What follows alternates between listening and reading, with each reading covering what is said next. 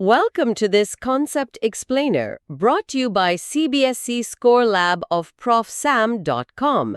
That is profsam.com. Manakam. இன்னைக்கு நாம unit 9 Ray Optics and Optical Instruments லிருந்து Refraction through a Prism என்ற தலைப்பை பத்தி ரொம்ப ஆழமா அதே சமயம் ரொம்ப சுலபமா கத்துக்க போறோம். எக்ஸாம்க்கு தேவையான எல்லா பாயிண்ட்ஸோட பயமே இல்லாம வாழ்க்கை முழுதும் மறக்காத அளவுக்கு சிம்பிளா இந்த கான்செப்டை உங்க மனசுல பதிய வைக்கிறேன்.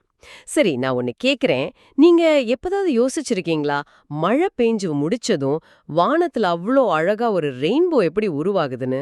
அந்த கலர்ஸ் எல்லாம் எங்கிருந்து வருது? ஆமா, நான் அதை நிறைய தடவை யோசிச்சிருக்கேன். சூரியனோட ஒளி வெள்ளை நிறத்துல தானே இருக்கு. அப்புறம் எப்படி இந்த 7 கலரும் அவ்வளோ பெர்ஃபெக்ட்டா ஒரு ஆர்க்ல வருது? அதுக்குள்ள என்ன மேஜிக் இருக்கு? இதுல மேஜிக் இருக்கு. ஆனா அது பிசிக்ஸ் மேஜிக். ஒரு ஆச்சரியமான விஷயம் என்னன்னா, அதுக்கு காரணம் காத்துல இருக்கிற கோடிக்கணக்கான சின்ன சின்ன நீர்த்துளிகள். ஒவ்வொரு நீர்த்துளியும் ஒரு குட்டி பிரிசம் மாதிரி செயல்பட்டு சூரியனோட ஒயிட் லைட்டை அதோட 7 கான்ஸ்டிடியூவன்ட் கலர்ஸா பிரிக்குது. ஒரு நிமிஷம், நீங்க சொல்றது ஒவ்வொரு மழைத்துளியும் ஒரு முக்கோண வடிவ பிரிசம் மாதிரின்னு சொல்றீங்களா? ஆனா மழைத்துளி ஸ்பெரிக்கலா இருக்குமே. Excellent question. இதுதான் பிசிக்ஸ்ல இருக்கிற அழகு. பிரிசமோட வடிவம் முக்கோணமா இருக்கணும்னு அவசியம் இல்ல. ஒளி ஒரு மீடியம்ல இருந்து இன்னொரு மீடியம்க்கு ஒரு ஆங்கிள்ல நுழையும் போது ரிஃப்ராக்ட் ஆகும் இல்லையா? ஆமா, ஆகும். ஒரு மழைத்துளில ஒளி உள்ளே நுழையும் போது ஒரு தடவையும் உள்ளேருந்து வெளியே வரும்போது இன்னொரு தடவையும் ரிஃப்ராக்ட் ஆகுது. இந்த 2 ரிஃப்ராக்ஷனும் சேர்ந்து ஒரு பிரிசம் செய்யற அதே வேலையை செய்யுது. ஓ, அதாவது ஒயிட் லைட்ட அதோட கலர்ஸா பிரிக்கிற வேலையா? எக்ஸாக்ட்லி. இந்த ஃபினாமினானுக்கு பேர் தான் டிஸ்பர்ஷன். இத பத்தி தான் நாம இன்னைக்கு ஆழமா பார்க்க போறோம். ரொம்ப சிம்பிளா சொல்லணும்னா, ஒரு பிரிசம்ங்கிறது 2 தட்டையான சாய்வான பக்கங்களை கொண்ட ஒரு டிரான்ஸ்பெரண்ட் ஆப்ஜெக்ட். ஒளி அதுக்குள்ள போகும்போது 2 முறை ரிஃப்ராக்ட் ஆகும், அதாவது வளையும். உள்ளே நுழையும் போதும் வெளியே வரும்போதும் 2 தடவையா? ஆமா, ஒரு முறை உள்ளே நுழையும் போதும் இன்னொரு முறை வெளியே நுழையும் போதும். இதனால ஒளி அதோட ஒரிஜினல் பாத்ல இருந்து விலகி ஒரு புது திசையில போகும். இதுக்கு பேர் தான் டீவியேஷன். இதை இன்னும் சுலபமா புரிஞ்சுக்க ஒரு அனலாஜி சொல்றேன். நீங்க ஒரு பெரிய காரிடார்ல நேரா நடந்து போறீங்கன்னு வச்சுக்கோங்க. அதுதான் இன்சிடென்ட் ரே. சரி. இப்போ அந்த காரிடார்ல இருந்து ஒரு ஆங்கிள்ல இருக்கிற கதவு வழியா ஒரு ரூம்குள்ள நுழைறீங்க. உள்ள போனதும் உங்க பாதை கொஞ்சம் திரும்புது இல்லையா? நேரா போக முடியாது. அதுதான் முதல் ரிஃப்ராக்ஷன். சரி, ரூம்குள்ள நுழைஞ்சதும் என் பாதம் மாறிடுச்சு. இல்லையே வரீங்க. அப்போ மறுபடியும் உங்க பாதை திரும்புது. இது 2வது ரிஃப்ராக்ஷன். ஓகே. இப்போ யோசிச்சு பாருங்க. நீங்க காரிடார்ல வந்த பாதைக்கும் ரூமை விட்டு வெளியே போன பாதைக்கும் நடுவுல ஒரு கோண வித்தியாசம் இருக்குமே, அந்த ரூம் தான் பிரிசம். அந்த கோண வித்தியாசம் தான் ஆங்கிள் ஆஃப் டீவியேஷன். ஓ, அப்போ அந்த ரூமோட சுவர்கள் தான் என் பாதையை திருப்புது. இது டீவியேஷனை புரிஞ்சுக்க ரொம்ப நல்லா இருக்கு. ஆனா நீங்க டிஸ்பர்ஷன் பத்தி சொன்னீங்களே, நிறங்கள் பிரிகிறது, அதை இந்த அனாலஜில எப்படி பாக்குறது? பிரில்லியன்ட். அங்கே இந்த அனாலஜிக்கு ஒரு லிமிட் இருக்கு. இது டீவியேஷனை விளக்க சூப்பரா வேலை செய்யும். ஆனா டிஸ்பர்ஷனை விளக்க நாம இந்த கற்பனையை இன்னும் கொஞ்சம் எக்ஸ்பேண்ட் பண்ணணும். இப்போ கண்ணை மூடி நான் சொல்றத கற்பனை பண்ணுங்க. ஒரு முக்கோண வடிவ கண்ணாடி பிரிசம் இருக்கு. வெள்ளை நிற சூரிய ஒளி ஒரு மெல்லிய கோடு மாதிரி அதோட ஒரு பக்கத்துல படுது. சரி. ஒளிஞ்சிட்டு இருந்த 7 நிறங்களும், அதாவது விப்ஜிஆர், ஒவ்வொரு நிறமும் கொஞ்சம் வேற வேற கோணத்துல வளையுது. ஓ, அப்ப உள்ள நுழையும் போதே நிறங்கள் பிரிய ஆரம்பிச்சிருதா? எக்ஸாக்டா. சிவப்பு நிறம், அதாவது ரெட், கொஞ்சமா தான் வளையும். ஆனா ஊதா நிறம் வயலட் ரொம்ப அதிகமா வளையும். பிரிசமை விட்டு வெளியே வரும்போது இந்த சின்ன கோண வித்தியாசம் இன்னும் அதிகமாகி நிறங்கள் நல்லா பிரிஞ்சிடும். அப்போ அந்த பக்கம் ஒரு ஸ்கிரீன் வச்சா அங்க வானவில் மாதிரி தெரியுமா? கரெக்ட். ஒரு அழகான ஸ்பெக்ட்ரம் தெரியும். இந்த நிறம் பிரியறதுக்கு பேரு தான் டிஸ்பர்ஷன். இதுதான் பிரிசமோட மிக முக்கியமான அழகான வேலை. அப்போ ஒயிட் லைட்குள்ள இருக்கிற எல்லா நிறமும் ஒரே மாதிரி வளைவதில்ல, அதனாலதான் நிறங்கள் பிரியுதா? இது ரொம்ப இன்ட்ரெஸ்டிங்கா இருக்கு. கரெக்ட். இப்ப நாம இந்த கான்செப்ட பிசிக்ஸோட மொழியில, அதாவது எக்ஸாம்ல எழுத வேண்டிய மாதிரி எப்படி இருக்குன்னு பாப்போம். இப்ப நம்ம என்சிஆர்டி பாடப்புத்தகத்துல இது எப்படி விளக்குறாங்கன்னு பாப்போம். அதுல இருக்கிற முக்கியமான சில வரிகளை படிங்க. சரி.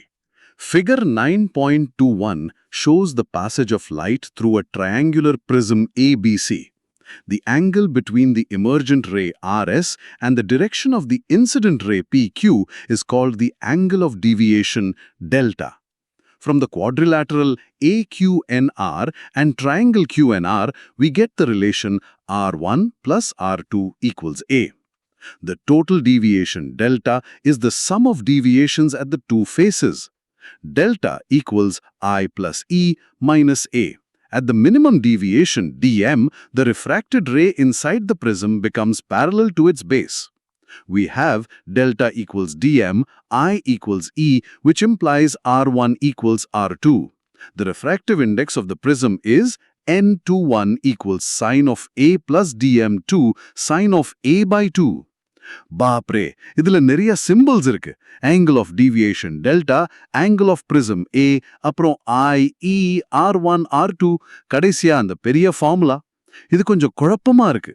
இது கொஞ்சம் ஸ்டெப் பை ஸ்டெப்பா விளக்க முடியுமா? கண்டிப்பா. இந்த ஃபார்முலாஸ பார்த்து பயப்படவே கூடாது. இது எல்லாமே அந்த ரே டயக்ராமோட கதைதான். நாம அதை ஸ்டெப் பை ஸ்டெப்பா உடைச்சு பார்க்கலாம். ஸ்டெப் 1. முதல்ல பிரிசமோட இரண்டு ரிஃப்ராக்டிங் சர்ஃபேசஸ் சந்திக்கிற கோணத்துக்கு ஆங்கிள் ஆஃப் பிரிசம் அல்லது ஏன்னு பேரு. சரி, அந்த முக்கோணத்தோட உச்சி கோணம். ஆமா. ஸ்டெப் 2. ஒளிக்கதிர் PQ, அதாவது இன்சிடென்ட் ரே, முதல் பக்கம் ஏபில படுது. அங்க நாம ஒரு நார்மல் லைன் வரையறோம்.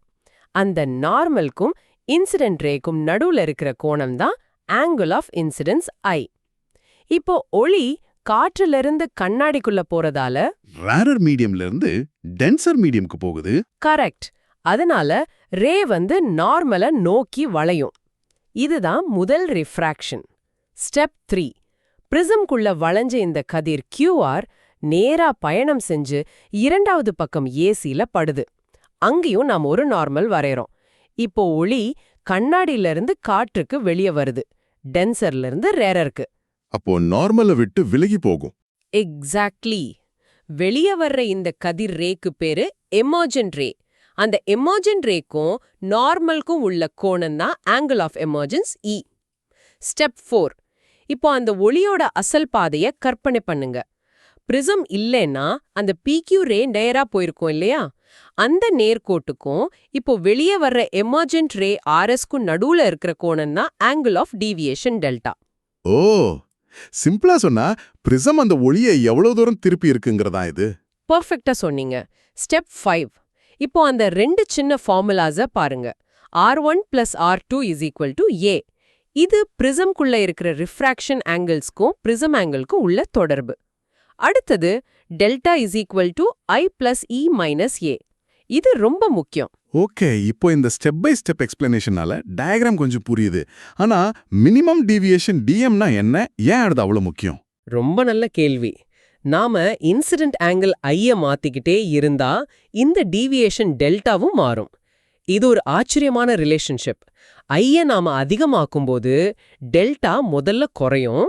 குறையுமா? நான் அதிகமாகும்னு நினைச்சேன். இல்ல, முதல்ல குறையும். குறைஞ்சிக்கிட்டே வந்து ஒரு குறிப்பிட்ட இன்சிடென்ட் ஆங்கிள்ல இந்த டீவியேஷன் ரொம்ப ரொம்ப கம்மியா இருக்கும். அந்த மினிமம் வேல்யூக்கு பேரு தான் ஆங்கிள் ஆஃப் மினிமம் டீவியேஷன், அதாவது DM. சரி, மினிமம்க்கு வந்த பிறகு அதுக்கப்புறம் நீங்க ஐயை இன்னும் அதிகமாக்குனா டீவியேஷன் மறுபடியும் அதிகமாக ஆரம்பிக்கும். அப்போ இதோட கிராஃப் ஒரு யூ ஷேப்ல இருக்குமா? எக்ஸாக்ட்லி, ஒரு U வடிவத்தில் இருக்கும். இந்த மினிமம் டீவியேஷன் பாயிண்ட் ரொம்ப ஸ்பெஷல். ஏன்னா அந்த நிலையில பிரிசம்குள்ள போற ஒளிக்கதிர் QR அதோட பேஸ் BCக்கு பேரலலா இருக்கும். ஓ, அப்போ ஒரு சிமெட்ரி வருதா? ஆமா. அதே மாதிரி ஆங்கிள் ஆஃப் இன்சிடென்ஸ் I மற்றும் ஆங்கிள் ஆஃப் எமர்ஜென்ஸ் E சமமா இருக்கும். I is equal to E. உள்ளே இருக்கிற ரீஃப்ராக்ஷன் ஆங்கிள்ஸ் R1 மற்றும் R2 கூட சமமா இருக்கும். இந்த சிமெட்ரி தான் மினிமம் டீவியேஷனை கணக்குகளுக்கு ரொம்ப பயனுள்ளதா மாத்துது. Hope everything is clear so far. This concept explainer is from profsam.com. That is profsam.com.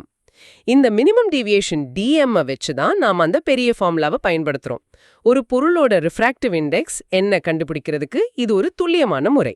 ஒரு சின்ன கணக்கு பார்க்கலாம். ஒரு ஈக்குவலாட்ரல் பிரிசம் இருக்குன்னு வச்சுப்போம். ஈக்குவலாட்ரல்னா எல்லா கோணமும் 60 டிகிரி. அப்போ அதோட angle of prism A is equal to 60 degree. சரிதானே? ஆமா, A is equal to 60 degree. அந்த பிரிசம்க்கு angle of minimum deviation DM is equal to 40 degree நம்ம லேப்ல எக்ஸ்பெரிமெண்ட் செஞ்சு கண்டுபிடிக்கிறோம். அப்போ அந்த பிரிசம் செஞ்ச கண்ணாடியோட ரிஃப்ராக்டிவ் இண்டெக்ஸ் என்ன? நம்ம ஃபார்முலாவை யூஸ் பண்ணணுமா? N is equal to sin A plus DM by 2 by sin A by 2. Correct. Values substitute பண்ணுங்க. N is equal to sin 60 degree plus 40 degree square sin 60 degree square. அப்போ N is equal to sin 100 degree square sin 30 degree. அப்படின்னா N is equal to sin 50 degree sin 30. அவ்வளவுதான். எக்ஸாம்ல sin 50 degree sin 30 degree மதிப்புகள் கொடுப்பாங்க. sin 30 degree வந்து 0.5, sin 50 degree வந்து சுமார் 0.766. அப்போ n is equal to 0.766 into 0.5.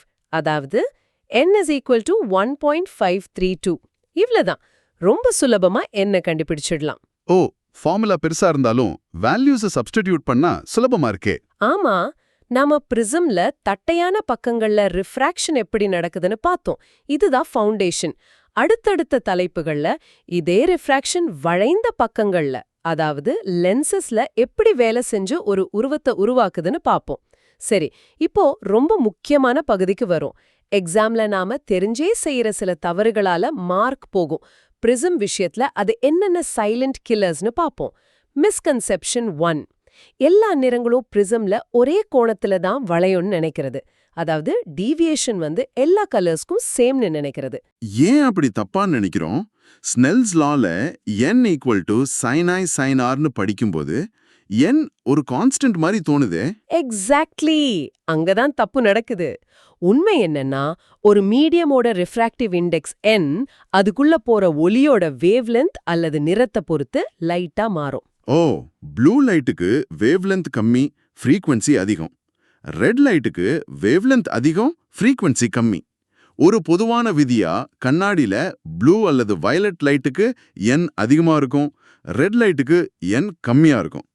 n அதிகமா இருந்தா ஸ்னெல்ஸ் லா படி பெண்டிங்கும் அதிகமா இருக்கும். ஓ, அப்போ என்னோட மதிப்பு நிறத்தை பொறுத்து மாறும். n for violet is greater than n for red.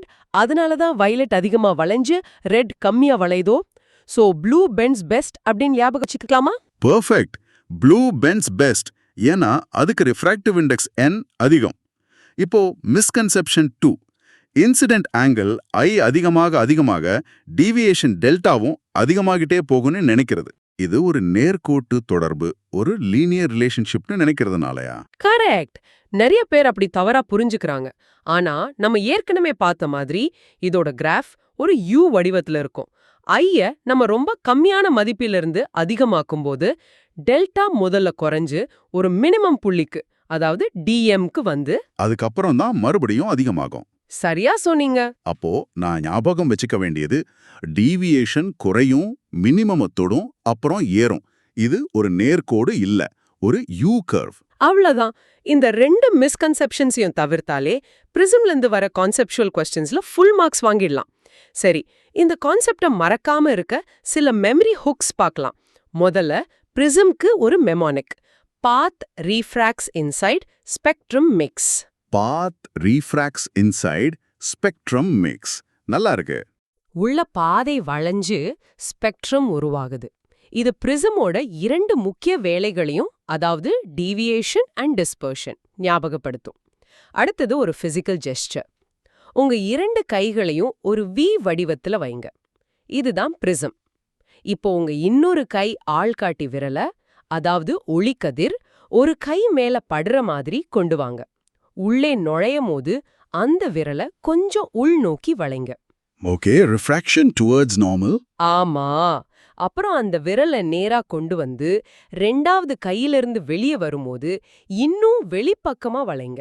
Refraction away from normal. Wow, இது ரொம்ப எஃபெக்டிவா இருக்கு. கண்ணை மூடி செஞ்சா அந்த ரே பாத் மனசுல நல்லா பதியுது. பாயிண்ட்ல சுருக்கமா சொல்றேன். எக்ஸாம் ரிவிஷனுக்கு இது ரொம்ப உதவும். பாயிண்ட் 1. ஒரு பிரிசம் ஒளிக்கதிர 2 முறை ரீஃப்ராக்ட் செஞ்சு அதோட அசல் பாதையிலிருந்து விலகச் செய்யும். இந்த விலகலுக்கு பேரு டீவியேஷன், டெல்டா. இது வந்து prism angle A, refractive index N மற்றும் இன்சிடென்ட் ஆங்கிள் IS சார்ந்திருக்கும். சரி. பாயிண்ட் 2. பிரிசமோட மிக முக்கியமான பண்பு டிஸ்பர்ஷன், அதாவது ஒயிட் லைட்டை அதன் தனித்தனி நிறங்களாக VIBGOR ஸ்பெக்ட்ரமா பிரிப்பது. இதுக்கு காரணம் ரிஃப்ராக்டிவ் இண்டெக்ஸ் N ஒவ்வொரு நிறத்துக்கும் ஒவ்வொரு மாதிரி இருக்கும். ஊதா நிறம் அதிகம் வளையும், சிவப்பு நிறம் குறைவாக வளையும். கரெக்ட். பாயிண்ட் 3, ஒரு குறிப்பிட்ட இன்சிடென்ட் ஆங்கிள்ல டீவியேஷன் மிக குறைவாக, அதாவது மினிமம் டீவியேஷன் DM ஆக இருக்கும். இந்த DM பயன்படுத்தி n sin A plus DM/2 sin A/2 என்ற ஃபார்முலா மூலம் ஒரு பொருளின் ரிஃப்ராக்டிவ் இண்டெக்ஸை துல்லியமாக கணக்கிடலாம்.